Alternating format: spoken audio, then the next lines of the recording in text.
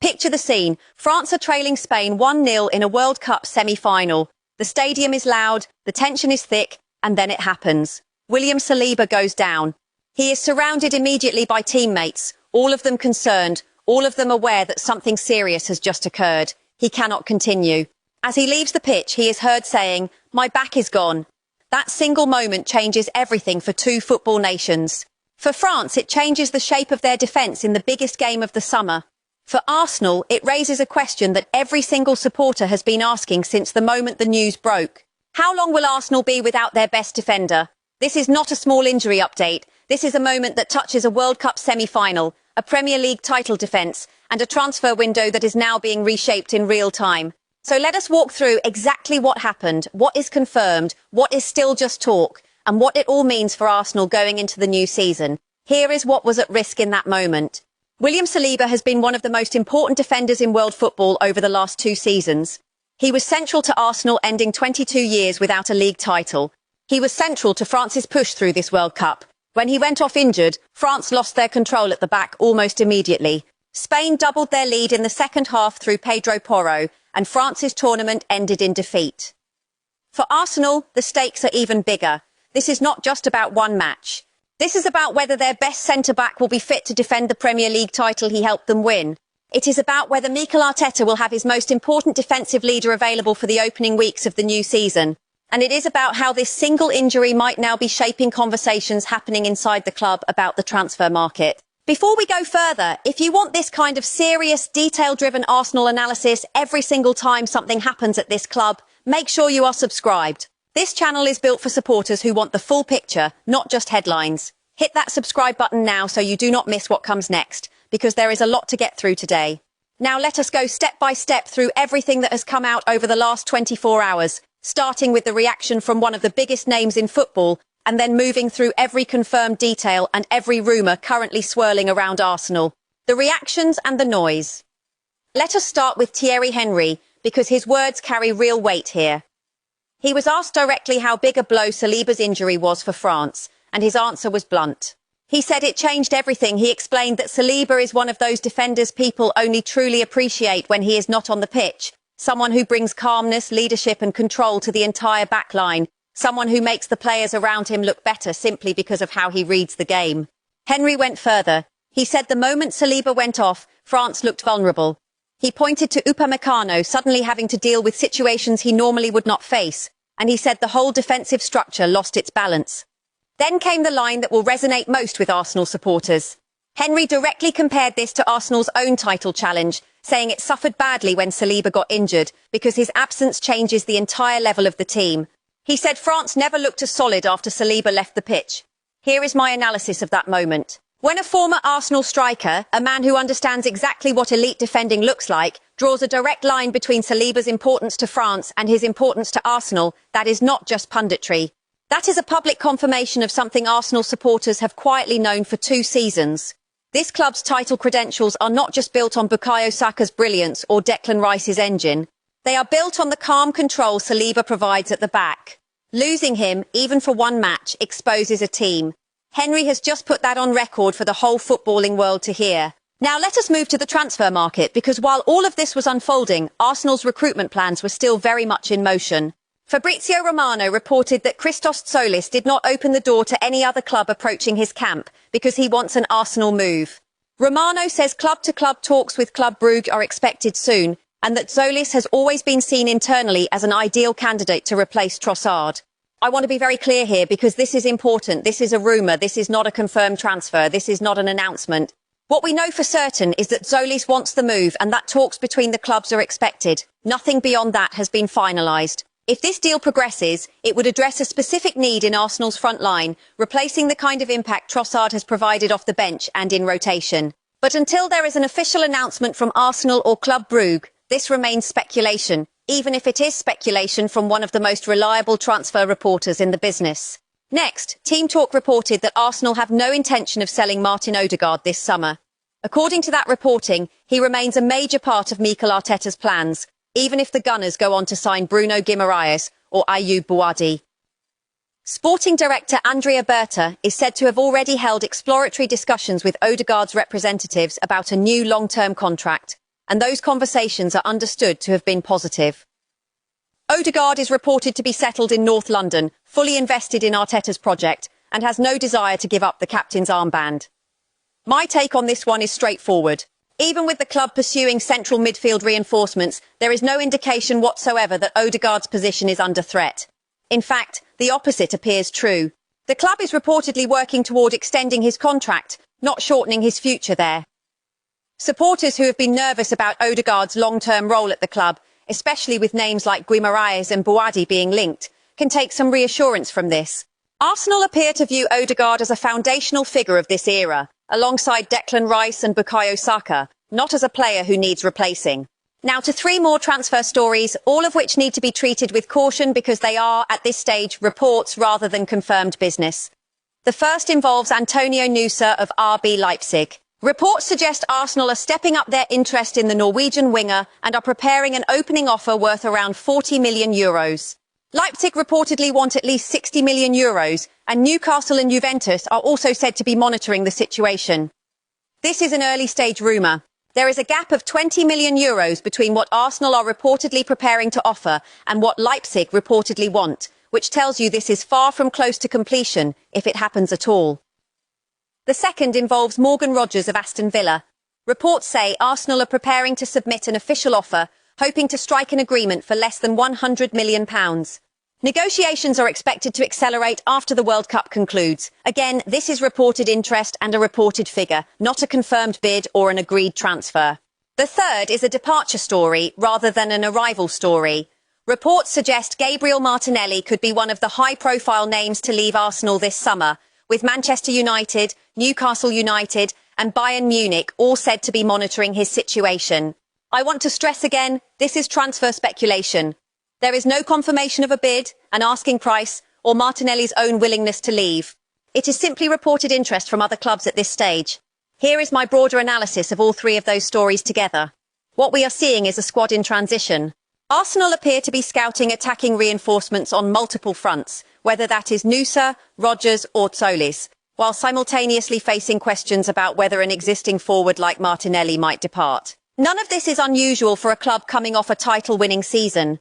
Big clubs attract interest in their fringe or rotation players, and big clubs explore multiple targets before settling on one or two actual signings.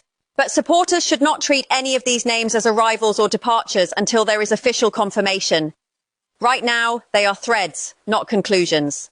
Let us move from the transfer market back to pre-season preparations, because there is a lot happening at London Colney and in Marbella right now.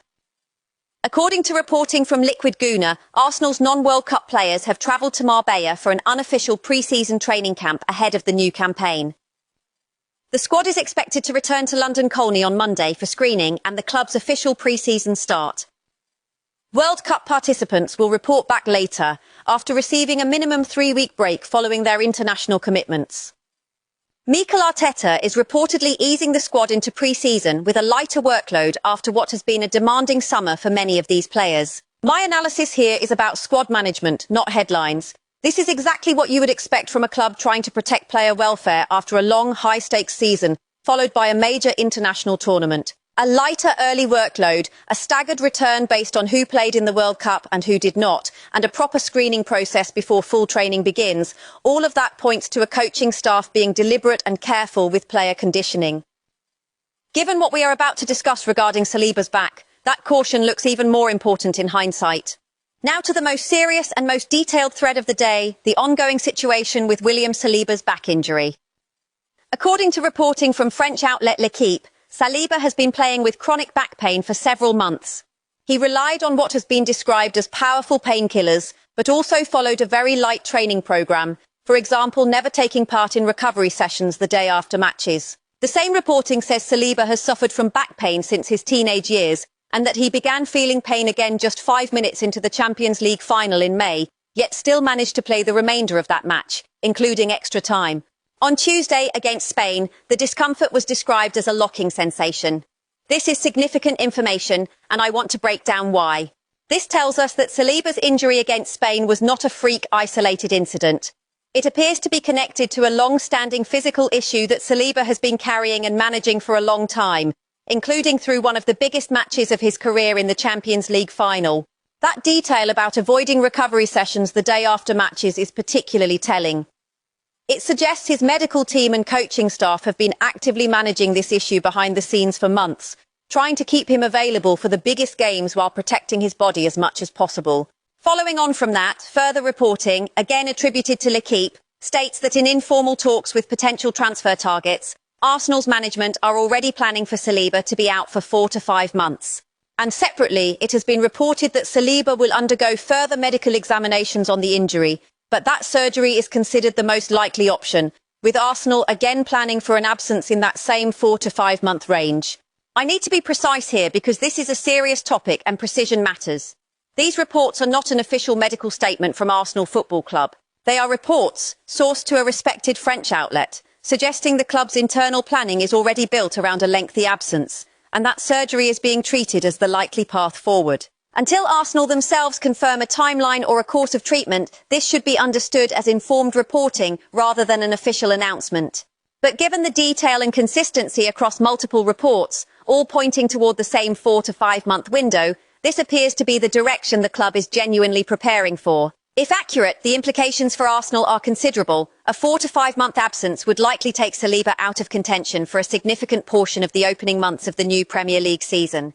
That is a defender who was central to a title-winning campaign, potentially unavailable as Arsenal try to defend that title. It also explains, in a much clearer light, why the club's transfer conversations are reportedly already factoring this injury into their planning. A defensive reinforcement that might have been viewed as a luxury before this injury could very quickly become a necessity. Before we move into the final, more positive story of this update, let us pause and acknowledge the human side of this.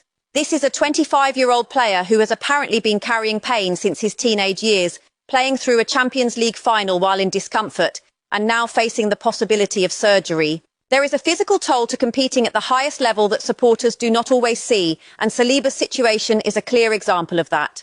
Now, on a lighter note, there is one more confirmed story worth mentioning today. Arsenal goalkeeper Remi Lupinski, aged 17, has signed his first professional contract with the club. He described it as an amazing feeling, a very proud day for himself and his family, calling it another milestone reached, and saying he cannot wait for the season to begin.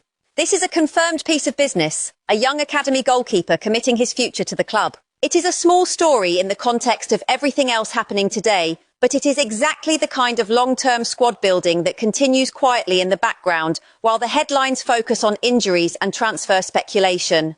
The full picture from the night in question, let us now bring together the full sequence of events from France's World Cup exit, because the detail matters. France were already trailing 1-0, courtesy of a Mikel penalty, when Saliba went down injured in the first half.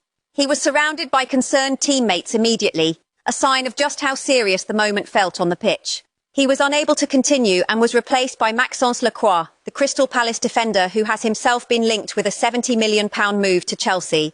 After Saliba left the pitch, France struggled to contain Spain's attack, and Tottenham right-back Pedro Porro doubled Spain's lead in the second half, sealing France's exit from the tournament. Arsenal's official response was brief but clear.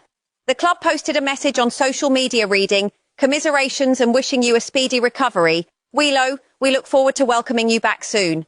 That is a club acknowledging both the disappointment of the tournament exit and the reality of the injury in one short statement.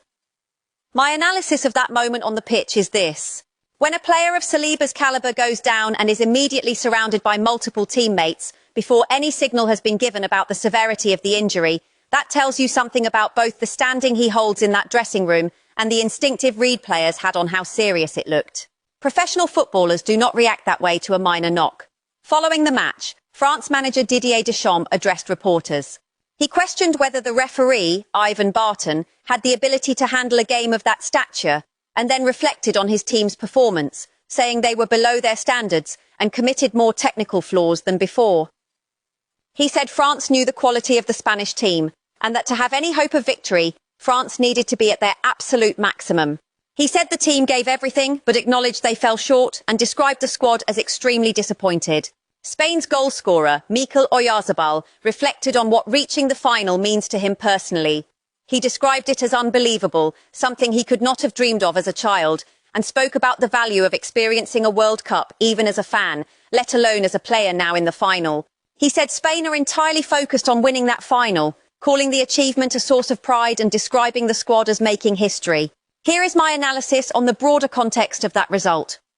Saliba's injury did not single-handedly cause France's defeat. Spain were, by most accounts, the better side across the match. But the timing of the injury, in the first half of a World Cup semi-final, while France were already behind, removed their most composed defensive presence at precisely the moment they needed calm control the most. Henry's comments about Upamecano being exposed and the defensive structure losing balance align directly with what we saw happen on the scoreline itself, Spain doubling their lead in the second half. Now let us turn to what this means for Arsenal specifically, starting with the recovery timeline and the pre-season calendar Saliba is now racing against, at least in theory. Saliba is guaranteed 3 weeks off, regardless of the injury, simply due to his involvement in the World Cup. That much is standard for any player who goes deep into a major international tournament. But the injury raises the very real possibility that his time away from the pitch extends well beyond that standard 3-week window, particularly in light of the 4 to 5 month timeline being discussed elsewhere. Arsenal's pre-season fixture list gives us a clear picture of what Saliba might be racing to be fit for, or more realistically now, what he is likely to miss. The Gunners open their pre-season campaign against Girona at the Estadi Montilivi on August the 1st, kicking off at 7 in the evening, UK time. From there, they travel to Dublin to face Real Betis at the Aviva Stadium on August the 5th at 7:30 in the evening. Arsenal then return to the Emirates Stadium to host Borussia Dortmund on August the 9th at 2 in the afternoon, followed by Como on August the 12th at 7:30 in the evening. The pre-season schedule then culminates with a high-profile clash against Manchester City in the Community Shield at the Principality Stadium on August the 16th, kicking off at 3 in the afternoon. My analysis of that calendar, when placed alongside the reported 4 to 5 month recovery timeline, is fairly stark. If the surgery option is pursued and that recovery window holds, Saliba would not just miss the entirety of pre-season, he would likely miss a substantial chunk of the opening months of the actual Premier League season as well. That is a significant blow for a team looking to defend its title, and it explains why, according to reporting, the club's transfer planning is already factoring this into conversations with potential targets. Finally, let us close the loop on Arsenal's broader pre-season build-up because it tells us how the club is preparing to cope in the short term. The club's official pre-season return is set for Monday, July the 20th. Ahead of that date, Mikel Arteta has once again offered his now familiar early access sessions in Marbella for players who want to get a head start, something he does most summers. Ben White has already returned early and was spotted in the club's announcement video for new signing Ilan Meslier at the Soba Realty Training Centre. Whether he has joined the Marbella sessions specifically is unclear, though he was seen posting images to social media of himself training in Portugal in late June. Beyond White, several other players who were not involved in this summer's World Cup could also join the early sessions. Those names include Miles Lewis-Skelly, Christian Mosquera, Christian Norgard, Ricardo Calafiori, Kepa Arrizabalaga, Max Dowman, Ethan Nwaneri, Gabriel Jesus, Tommy Setford, Marley Salmon, Fabio Vieira and Rice Nelson. A number of youth squad players could also be included if invited. Jurrien Timber is a notable name in this group as well. He pulled out of the World Cup due to an ongoing groin issue and has been continuing his rehabilitation and could also be with the group in Marbella. He posted on June the 18th that he had taken some time to himself, sharing images from a boat and a beach at an undisclosed location before continuing his recovery work. Meanwhile, players who were eliminated from the World Cup before the quarter-final stage are working through their allotted 3-week holiday period before returning. Those players include Kai Havertz, Piero Hincapié, Gabriel, Victor Gyökeres and Gabriel Martinelli. Interestingly, Martinelli's name appears in both this rest period list and in the earlier transfer speculation about a potential exit, which is worth watching closely, though again, nothing about a departure is confirmed at this stage. My final piece of analysis on the pre-season picture is this. Arsenal are managing a genuinely staggered return this summer, built around 3 distinct groups. Players who were never at the World Cup and can start early work in Marbella if they choose to. Players who were eliminated early and are working through a standard rest period. And players who went deep into the tournament, some of them all the way to the closing stages, who are guaranteed a longer break before any team activity begins. Saliba sits in that final category and now carries the added complication of a back injury that could keep him out for a period well beyond the standard rest window given to his World Cup teammates. So here is where things stand. William Saliba's back injury is a confirmed serious situation, with reporting from a respected French outlet suggesting Arsenal are already planning for an absence of 4 to 5 months, and that surgery is being treated as the likely path forward. Arsenal have publicly wished him a speedy recovery, and the club's pre-season planning, including a staggered return built around player welfare, suggests a coaching staff being deliberate in how it manages this transition period. On the transfer side, nothing is confirmed.